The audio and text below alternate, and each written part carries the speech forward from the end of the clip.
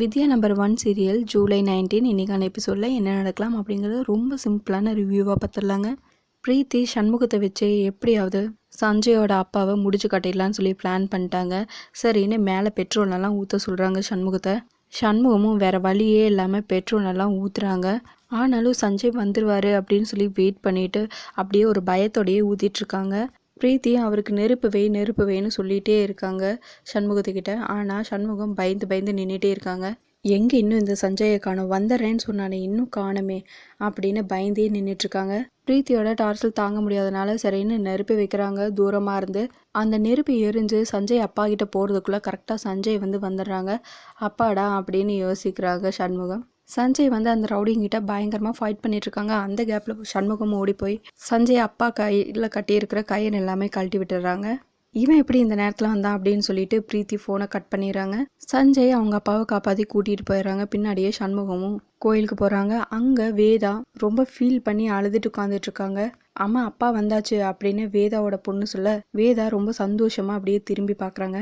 ஏங்க வந்துட்டிங்களா, உங்களுக்கு என்னங்க ஆச்சு, என்ன பெட்ரோல் வாசம் அடிக்குது உங்கள் மேலெல்லாம் அப்படின்னு சொல்லி கேட்க, யார் இப்படியெல்லாம் பண்ணாங்க உங்களை, என்ன ஆச்சு உங்களுக்கு அப்படின்னு சொல்லி கேட்டுட்ருக்க. ஏதோ ஒரு சில ரவுடிங்க தாம்மா இந்த மாதிரி அப்பாவை பண்ணிட்டாங்க அப்படின்னு சஞ்சய் சொல்லிட்டுருக்க. இதோ எல்லாத்துக்கும் காரணம் இந்த சண்முகம் தான் அப்படின்னு சஞ்சயோட அப்பா சொல்லிடுறாங்க.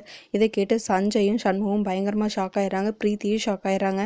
எனக்கு அப்போவே தெரியும், இவன் மேலே அப்போ இருந்தே எனக்கு ஒரு சந்தேகம் இருந்துகிட்டே இருந்துச்சு. முதல்ல அவனை இங்கேருந்து துரத்தி விடுங்க, எல்லாத்துக்கும் காரணம் இவன் தான் அப்படின்னு வித்யாவோட அப்பா ஒரு பக்கம் சொல்லிட்டுருக்க. டே சண்முகம் தம்பி சொல்லுடா, எந்த தப்பும் மேலே இல்லைன்னு சொல்லுடாங்கிறாங்க ஸ்னேகா ஒரு பக்கம். சஞ்சயும் இவன் மேலே எந்த தப்பும் இல்லைங்கிறாங்க. பிரீத்தியும் இவன்லாம் அப்படி பண்ணியிருக்க வாய்ப்பே இல்லைன்னு சொல்லிட்டு இருக்காங்க. வேதாவும் சண்முகம் அப்படியெல்லாம் பண்ணியிருக்க மாட்டான் அப்படின்னு சொல்லிட்டு இருக்காங்க. இல்லை கண்டிப்பாக இவன் தான் பண்ணான், எனக்கு நல்லா தெரியும் அப்படின்னு சஞ்சயோட அப்பா சொல்ல, உடனே கற்பூரத்தை கொண்டு நீ பண்ணலைன்னு இதை அடித்து சத்தியம் பண்ணு அப்படின்னு சொல்லிட்டு இருக்க.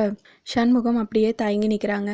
கடைசியாக சஞ்சய் அந்த கற்பூரத்தை அடிச்சிடறாங்க. இவன் மேலே எந்த தப்பும் இல்லை, எனக்கு தெரியும், உண்மையை சொல்லப்போனால் இவன் தான் எனக்கு ஹெல்ப் பண்ணான் அப்படின்னு சஞ்சய் சொல்ல, எனக்கு தெரியும் இவன் மேலே எந்த தப்பும் இருக்காதுன்னு எனக்கு நல்லா தெரியும், எனக்கும் மேலே நம்பிக்கை இருக்குது சண்முகங்கிறாங்க வேதா.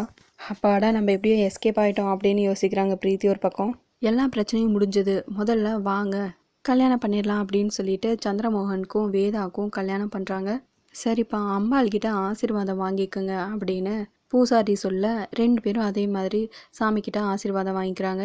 அதுக்கப்புறமா பூஜா, எனக்கும் சண்முகத்துக்கும் தெரிஞ்ச விஷயம் எப்படி சஞ்சய்க்கு தெரிஞ்சது, சண்முகம் மேலே கொஞ்சம் டவுட்டாக இருக்குது அப்படின்னு யோசிச்சுட்டே இருக்காங்க. இதுக்கு மேலே சண்முகத்தை கண்டிப்பாக கண்காணிச்சிட்டே இருக்கணும் அப்படின்னு யோசிச்சுட்டு இருக்க எபிசோட் முடிச்சிடுறாங்க. உங்களுக்கு இந்த வீடியோ பிடிச்சிருங்கன்னா லைக் பண்ணுங்கள், ஷேர் பண்ணுங்கள், கமெண்ட் பண்ணுங்கள், அப்படியே சப்ஸ்கிரைப் பண்ணுங்கள். தேங்க்யூ.